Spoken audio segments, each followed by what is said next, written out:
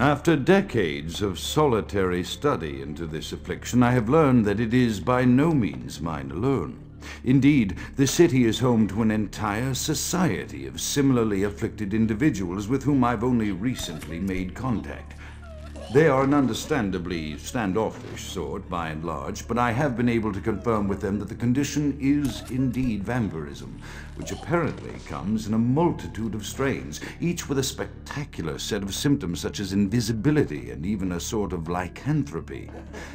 Through numerous official interactions with the governing body of this secret society, I have concluded that their fundamental understanding of the vampiric condition is woefully lacking and mired in suspicion and pseudo-religious dogma that would make a Turk balk for its strictures.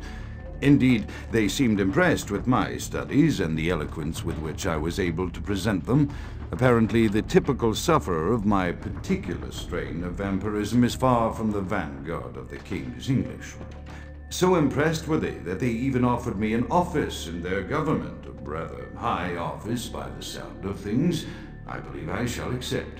If nothing else, it should provide a lofty vantage point from which to observe the breadth and epidemiology of the affliction, so that I may move more expeditiously toward a cure.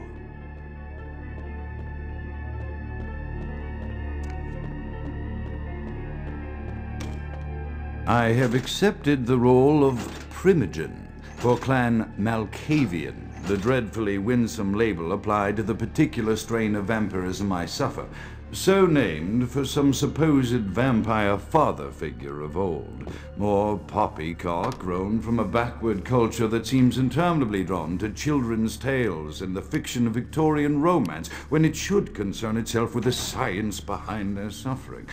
No matter, for I have taken this office for no greater reason than to advance my research. I must make mention, however, that even among my would-be peers in this governing body of vampires, the level of paranoia and superstition is frightening.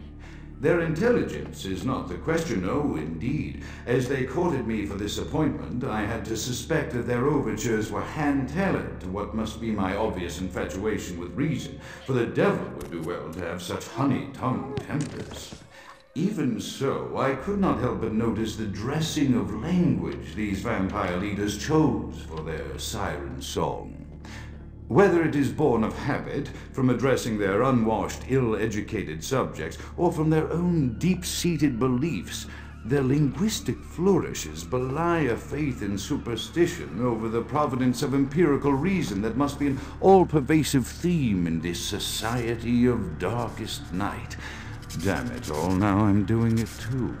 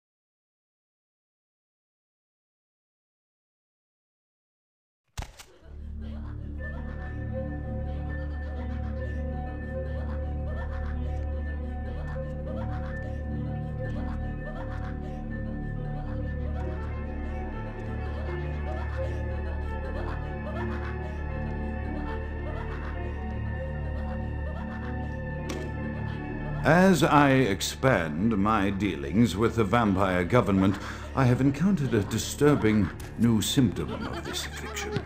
Frequently, in conversation, I will hear voices emanating from other vampires, voices that are not their own, but which seem to have insight into their lives beyond what I could gather from simple conversation. These voices seem to echo from deep within my fellow vampires, and I cannot be certain if this symptom belongs to my strain of the illness or theirs, for the voices are various and inconsistent.